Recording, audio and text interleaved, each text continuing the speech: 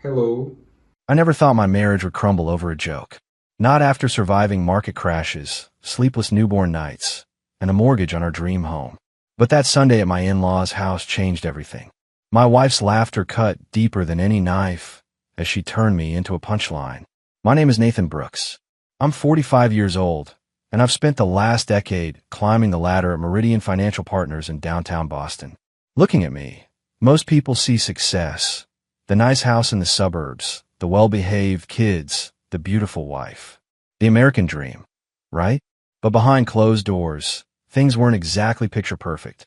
Gloria and I met in our early 30s. She was teaching fourth grade at a private school, passionate about shaping young minds. I was already knee-deep in financial analysis, crunching numbers, and forecasting market trends for clients whose net worth had more zeros than I could dream of. When we got engaged, we had the talk that every couple should have. What do we want our life to look like? We agreed pretty quickly. With my earning potential and her desire to be fully present for our future children, Gloria would step back from teaching once we started a family. I'd focus on being the breadwinner, and she'd run the household. It seemed like a win-win situation. For the first couple of years, it was. Marvin came along 5 years ago, and Gloria took to motherhood like she was born for it.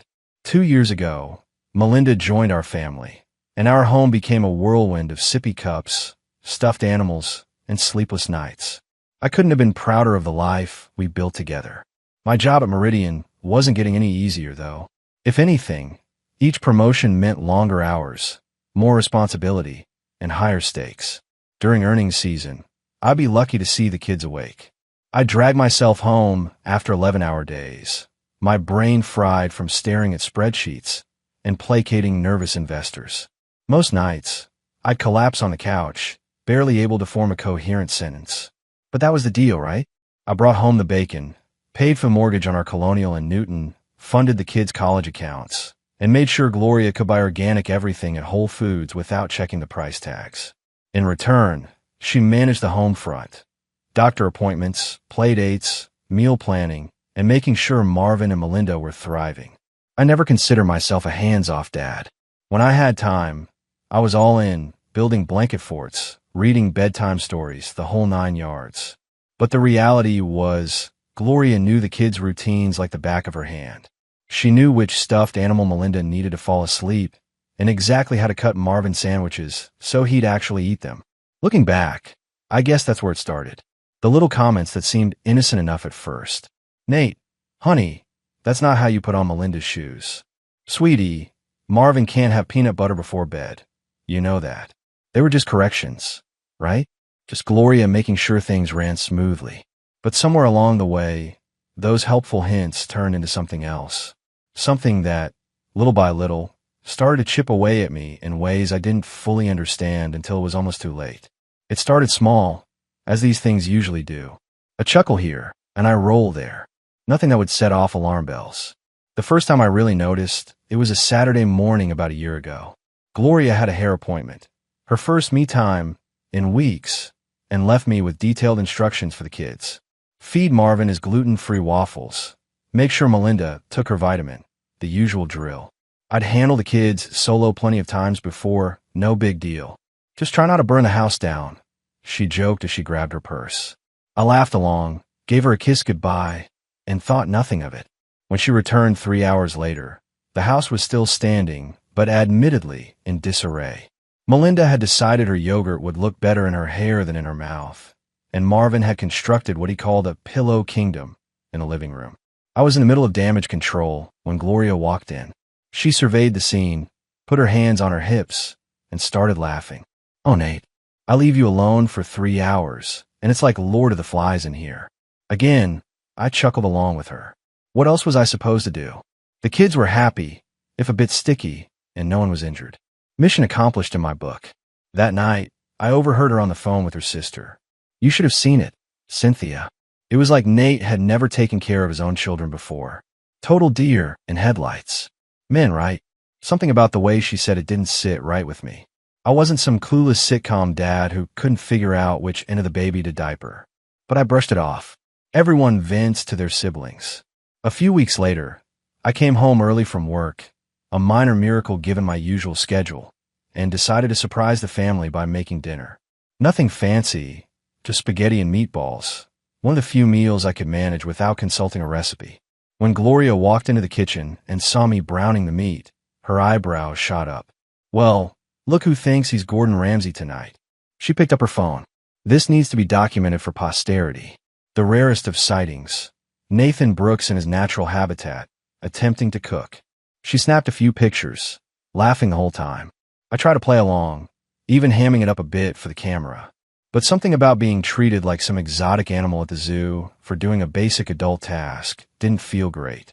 Later that evening, while we ate dinner, which turned out pretty decent, if I do say so myself, Gloria kept the jokes coming. "Careful, kids. Daddy made this, so we should probably check for shells or mysterious objects before each bite." Marvin giggled. "Did Daddy mess up again?" Again. That word hung in the air. My 5-year-old already had the impression that me attempting anything domestic automatically meant failure. I forced a smile and changed the subject. It wasn't worth making a fuss about. Besides, it was just a joke. Over the next few months, the comments became more frequent and cut deeper.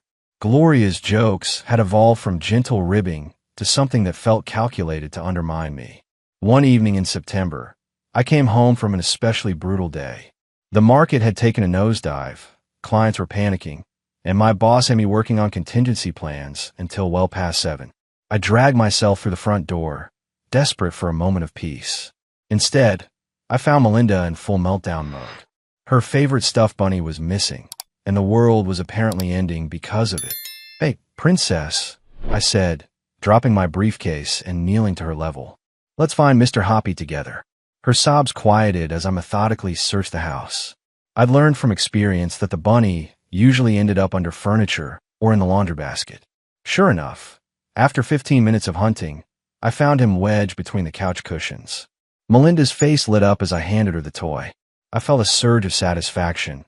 I might not be around as much as I'd like, but I could still come through for my kids when it mattered. Gloria walked in just as Melinda was giving me a thank you hug. "Would you look at that?" she said, leaning against the doorframe. Nathan Brooks, financial wizard by day, barely competent dad by night. The words stung. I just successfully navigated a crisis, however small, and instead of acknowledgement, I got another jab. "Very funny," I replied, my tone sharper than intended. Gloria raised an eyebrow. "Geez, someone can't take a joke today." I bit back my response. I was too tired for an argument. The pattern continued. When I took the kids to the park on Saturday and returned with Marvin sporting a scraped knee from a fall off the monkey bars, Gloria sighed dramatically. "I swear, Nate, I can't trust you with them for 3 hours without someone getting injured." Never mind that I'd handled the situation perfectly, cleaned the wound, applied a bandage, and turned Marvin's tears into laughter by letting him pick out his battle scar bandage. When I struggled to recall the name of Marvin's teacher during a phone conversation, Gloria rolled her eyes and mouthed to her friend, "Hopeless." Each comment felt like a paper cut, minor in isolation, but increasingly painful as they accumulated. One night, as I helped Marvin with his kindergarten homework, he looked up at me with genuine surprise when I explained a math concept. "Wow, Dad, you're actually good at this," he exclaimed. "That actually hit me like a sucker punch." My 5-year-old was already surprised that his father could be competent at something outside of work, and I knew exactly where he'd gotten that impression.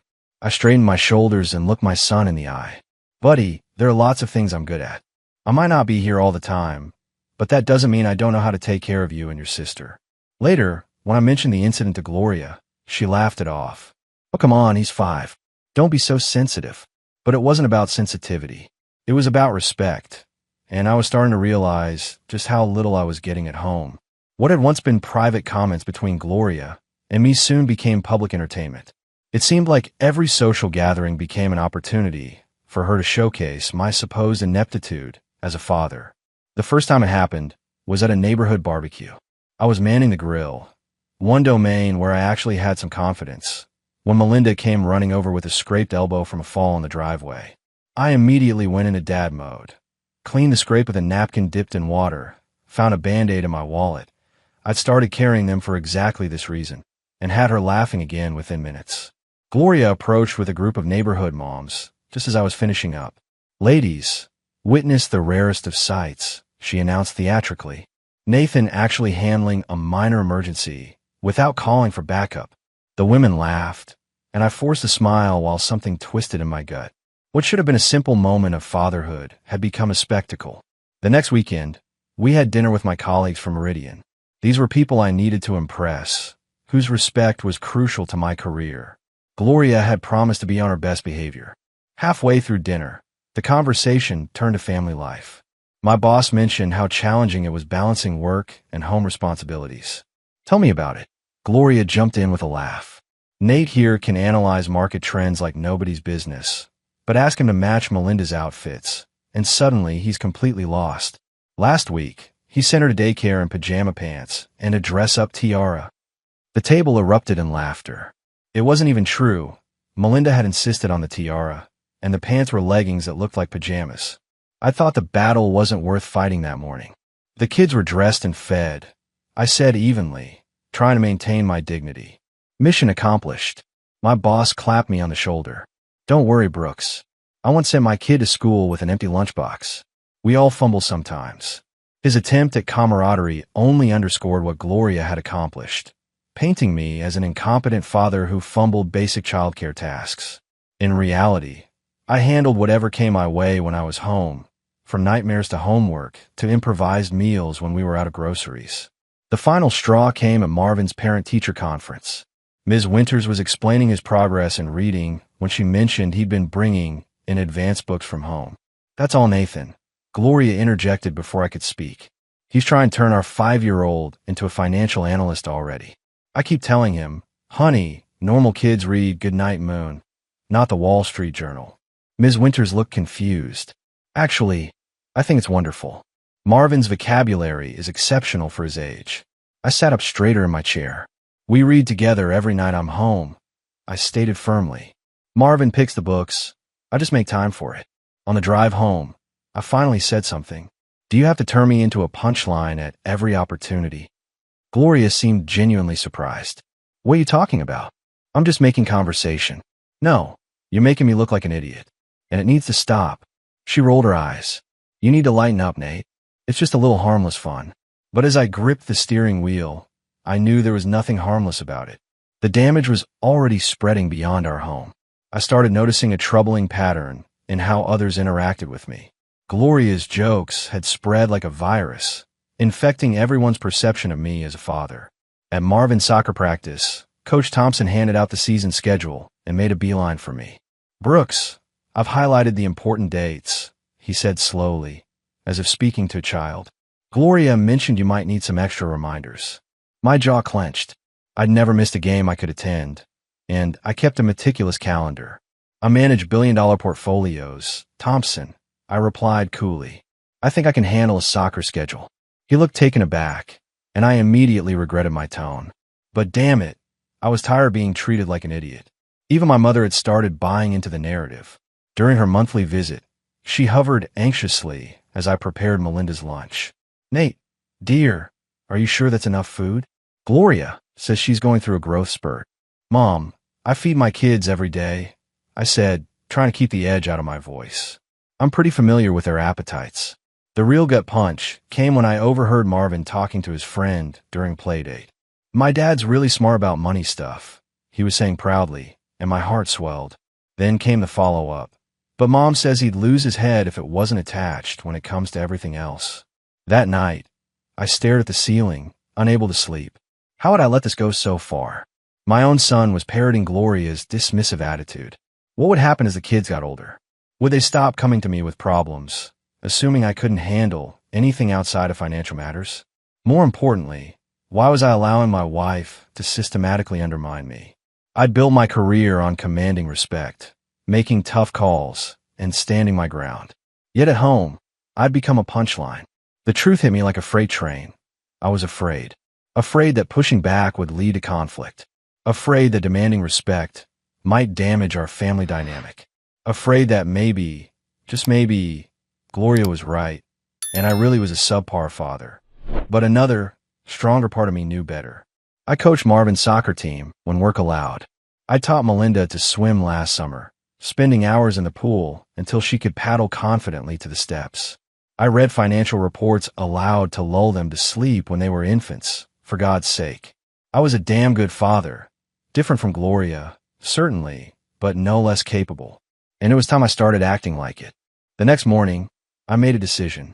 The jokes had to stop, not just for my sake, but for our children, who deserve to see both their parents treated with respect. I just needed the right moment to address it. The opportunity to address the issue with Gloria came sooner than expected. After a particularly exhausting day, a meridian, one that involved calming panic clients through a market correction, I arrived home to find the house unusually quiet. Gloria was alone in the kitchen, scrolling through her phone. The kids were at her mother's for the evening. "Hey," I said, loosening my tie. "Where are the kids?" "Mom took them for ice cream and a movie. I needed a break." She glanced up. "You look like hell." "Rough day." I poured myself a scotch, taking a moment to gather my thoughts. "Actually, Gloria, can we talk?" She raised an eyebrow. "Sounds serious." I sat across from her at the island. "It's about the jokes." "What jokes?" "The ones about me being clueless with the kids. About how I can't do anything right outside of work." Gloria rolled her eyes. "Oh, come on, Nate. Not this again." "Yes, this again," I said firmly. "Because it's not just between us anymore. It's affecting how everyone sees me. The kids, other parents, even my own mother." She crossed her arms. "You're being too sensitive." "No, I'm not," I insisted, keeping my voice level. "When Marvin starts repeating to his friends that I'd lose my head if it wasn't attached, we have a problem." For a moment, something like recognition flickered across her face. Then her defenses snapped back into place. "It's just harmless teasing, Nate. Everyone jokes about their spouse. Half the moms at school have the same complaints about their husbands. But that's just it. I'm not like half the husbands. When I'm home, I'm present. I'm engaged. I don't deserve to be your personal punchline." Gloria's phone buzzed. She glanced at it, then stood up. "Look, I don't want to fight about this. You've had a long day, and you're clearly on edge." "I'm not on edge," I said, frustration mounting. "I'm trying to have an honest conversation about something that's hurting me and our family." "Hurting you?" She laughed incredulously. "I'm acknowledging reality, Nate. You work 70 hours a week. You miss school events. You don't know the kids' routines because you're not here most of the time." Her words hit like body blows. Yes, I worked long hours, but that was our agreement, the bargain we'd struck together. And when I was home, I gave everything I had to the kids. "That's not fair," I said, my voice tight. "We agreed I would focus on providing for the family. That doesn't make me less of a father." Gloria grabbed her keys from the counter. "I need to pick up the kids. We can talk about this another time when you're not being so dramatic." As she walked out, leaving me alone with my untouched scotch, I realized the conversation had failed completely. She hadn't heard me. Or worse, she'd heard but didn't care. Either way, nothing had changed. The Sunday brunch at Gloria's parents' house had been a tradition since before the kids were born. Usually, I looked forward to these gatherings. Her father was a retired investment banker with great stories, and her mother made French toast that could make a grown man weep. This particular Sunday, however, I was on edge. My failed attempt to talk to Gloria had left me raw, and I was dreading another public performance of Nathan the incompetent dad. We arrived with the kids in tow, Marvin clutching his latest Lego creation, and Melinda dressed in the tutu she'd refused to take off for 3 days straight. There they are. Gloria's mother enveloped the kids in hugs while her father clapped me on the shoulder. For the first hour, everything was fine. We ate, caught up on family news, and watched the kids play with their cousins. I started to relax, thinking maybe today would be different. I should have known better. As Gloria helped her mother clear the plates, Marvin ran in from the backyard with a scraped knee. Nothing serious, but he was looking for comfort. He came straight to me. I scooped him up, examined the scrape, and carried him to the bathroom to clean it. By the time we returned, with Marvin proudly sporting a superhero Band-Aid, Gloria was telling a story to the assembled family. And I came home to find Nathan had given Melinda chocolate milk right before bed. You can imagine the result. The sheets looked like something from a horror movie. Everyone laughed. I clenched my jaw, remembering the incident. Melinda had been sick, refusing to drink anything else. The doctor had been more concerned about dehydration than clean sheets. Then last week, Gloria continued, warming to her topic. He tried to help with the laundry and turned all of Marvin's white school shirts pink. More laughter. The laundry incident had been an honest mistake. Melinda's red sock hidden in a pillowcase. I'd already replaced the shirts. I swear, it's like having 3 children instead of 2. I can't leave him alone with basic household tasks for... Stop. The word came out sharper than I intended. The room fell silent. Nate. Gloria looked confused. Just stop. I set Marvin down gently. Stop turning me into a joke for your family's entertainment. Her father cleared his throat uncomfortably. Let's give these 2 a minute, he suggested, ushering everyone toward the patio. When we were alone, Gloria's confusion turned to anger. What is wrong with you? What's wrong with me? I kept my voice controlled despite the anger churning inside. You've been systematically undermining me as a father for months. You've turned me into a punchline, and I'm done with it. They're just stories, Nate. Lighten up. No. I stood my ground. They're not just stories. They're disrespectful. They're hurtful. And they're teaching our children that it's okay to mock their father. She rolled her eyes. You're being dramatic. Something snapped inside me. Is it dramatic to want basic respect for my wife? Is it dramatic to expect you to build me up instead of tearing me down? Because if it is, then yes, I'm being dramatic. I grabbed my car keys from the counter. I need some air. Where are you going? Her voice had lost its edge, uncertainty creeping in. I don't know, I said honestly, but I can't stay here and pretend everything's fine.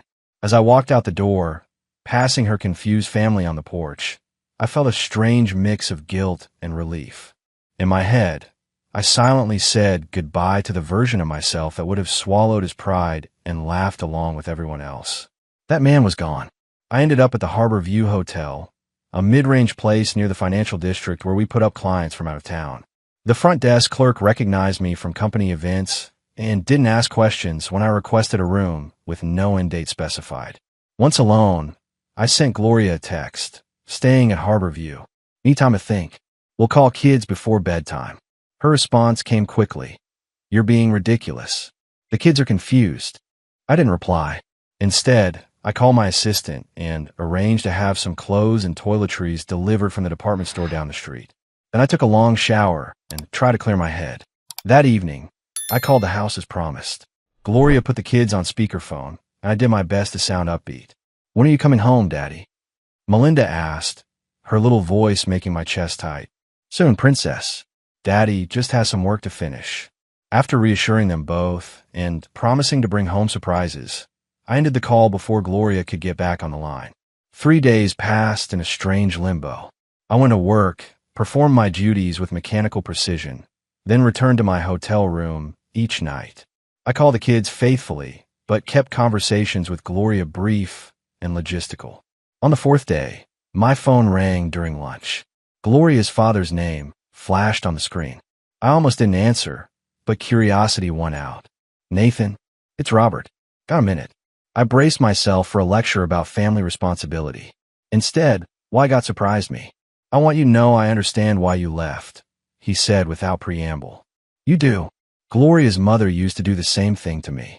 Not the exact same jokes, but the same pattern, making me the butt of every story, laughing at my expense.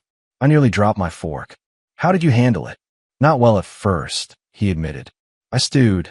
I sulked. I worked longer hours. But eventually I did what you did. I confronted it head on. It doesn't seem to have made much difference, I said bitterly. It will, he assured me. Gloria is stubborn. Gets that from her mother. But she's also smart. She's starting to realize what she's been doing. I wanted to believe him, but the skepticism must have shown in my silence. She's been quiet these past few days, Robert continued. Reflective. She told her mother that she might have been a little hard on you. Coming from Gloria, that's practically a full confession. Despite everything, I felt a flicker of hope. Has she said anything to the kids? That's actually why I'm calling. I overheard her telling Marvin that Daddy works hard to take care of us, and we should appreciate that more. Not exactly an apology, but a start. After we hung up, I sat staring at my cooling lunch. Was this enough? Was a slight shift in attitude worth returning home for? The answer wasn't simple. But one thing was clear. Running away hadn't solved anything. If Gloria was truly reflecting on her behavior, maybe there was a chance for a real conversation. And if not, well, I'd already proven I could walk away if necessary. That night, I texted Gloria, "Coming home tomorrow. We need to talk." Her response was uncharacteristically subdued. "Okay. The kids miss you. I miss you too." The house looked exactly the same when I returned, but something felt different. Maybe it was me. Gloria was waiting in the kitchen, a tentative smile on her face. The kids were at school, a deliberate choice, I suspected, to give us space to talk. "Coffee," she offered. I nodded, settling at the island counter. For a moment, neither of us spoke. "Your father called me," I finally said. Gloria's eyebrows rose. "He did. He told me he understood why I left. That your mother used to do the same thing to him." She looked away, busying herself with a coffee maker. "He never told me that. Maybe he didn't know how to bring it up. Or maybe he thought it wasn't that big a deal." I accepted the mug she handed me. "Just like you thought it wasn't a big deal with me." Gloria sat across from me, her eyes meeting mine directly for what felt like the first time in months. "I've been thinking about what you said." I waited, giving her space to continue. "I didn't see it, how the jokes were adding up, how they were affecting you." She traced the rim of her mug. "But when you left, I started replaying things in my head. The look on your face at my parents' house. The way Marvin repeated my words. It wasn't just about my feelings," I said carefully. "It was about our family. The kids absorb everything, Gloria. When you treat me like I'm incompetent, they learn to see me that way too." She nodded slowly. "I know. And I'm sorry, Nate. Truly." The sincerity in her voice caught me off guard. I'd prepared for defensiveness, for minimizing, not for a straightforward apology. "What changed?" I asked. "Marvin asked me if you left, because you were mad at him for saying you would lose your head if it wasn't attached." Her voice wavered. "He was worried it was his fault." That's when I realized what I'd been teaching him. Something tight in my chest began to loosen. This was progress. Real progress. "Where do we go from here?" I asked. "I want to do better," she said simply. "I've already started. I told the kids how hard you work for us, how smart you are about so many things. Not just money. It wasn't a complete solution, but it was a beginning.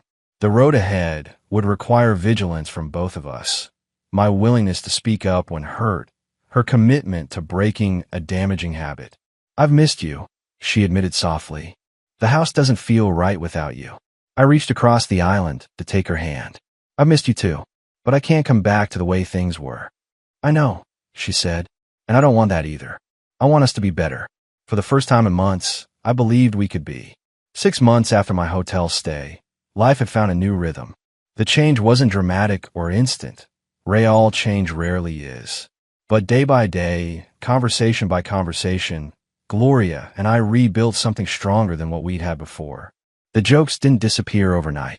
Old habits die hard. But now when Gloria started to slip into that familiar pattern, she'd catch herself. Sometimes I'd see her physically bite her tongue. Other times, she'd rephrase mid-sentence, turning what might have been a punchline at my expense into something more neutral or even supportive. More importantly, she began actively building me up in front of the kids. "Daddy's really good at explaining math problems, Marvin. Why don't you ask him to help with your homework?" Or, "Did you know your father taught himself to cook in college? He makes the best omelets." These small validations healed wounds I hadn't even realized were still raw. For my part, I made changes too. I started leaving work earlier on Wednesdays to coach Marvin's soccer practice. I scheduled regular daddy-daughter dates with Melinda. I learned Gloria's complex household systems instead of relying on her to translate them for me. The real test came during the annual neighborhood block party. As we chatted with neighbors, someone asked about our recent family vacation to Cape Cod. "Nate planned the whole thing," Gloria said, her hand finding mine. "He found this amazing little beach house and arranged sailing lessons for the kids. He thinks of details I'd never consider." The warmth that spread through me had nothing to do with the summer heat. This was what partnership felt like, having someone who highlighted your strengths rather than mocking your weaknesses.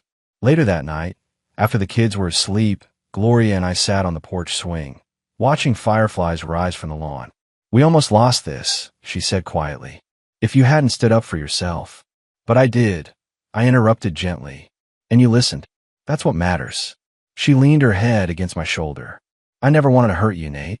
I just didn't realize how much those jokes were costing us." The price had indeed been steep. My dignity, the children's respect, the foundation of our marriage. But we'd managed to pull back from the brink. "I'm glad you came home," she whispered. I tightened my arm around her. "I'm glad I had something worth coming home to. We weren't perfect. We never would be. But we learned something crucial. In a marriage, words matter. Respect matters. And sometimes, fighting for that respect, even when it's uncomfortable, even when it means walking away temporarily, is the most important battle a man can win." Bye.